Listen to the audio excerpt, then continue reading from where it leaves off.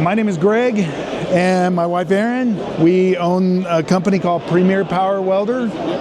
And what this is an underhood welding system. This system will weld literally up to 2-inch steel with multiple passes, of course. With 1/8-inch rod, you can weld 3/16 steel with one pass. And it has to be permanently mounted in the vehicle. You have to change the alternator. The alternator is a special alternator.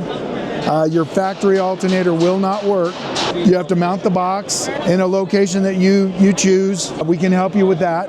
When the system is in, this is your charging system.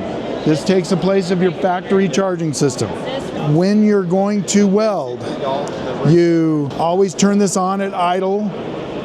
You turn this switch on, this needle will move up with RPMs. You have to increase the RPMs of the engine. You bring this needle up into the weld mode and get your leads plugged in and all that, and go to town, do your welding. When you're operating this, the welder, and you have the switch on, the master switch is on. If you need to use this is a 110 volt outlet, and this is DC only.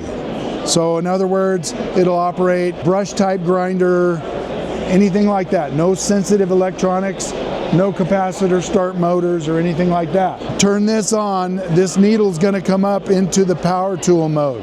And at that point, you can cut and grind and all that. And like I said, no sensitive electronics here, only a DC type brush type grinder. Most of your Makita grinders, most of your DeWalt grinders, Milwaukee grinders all work with that. When you're done cutting and grinding, you turn this switch off, you leave this switch on, and at that point you finish your welding. And when you're done, you idle down, let everything settle down, and then you turn this switch off and you unplug your welding leads and hit the trail.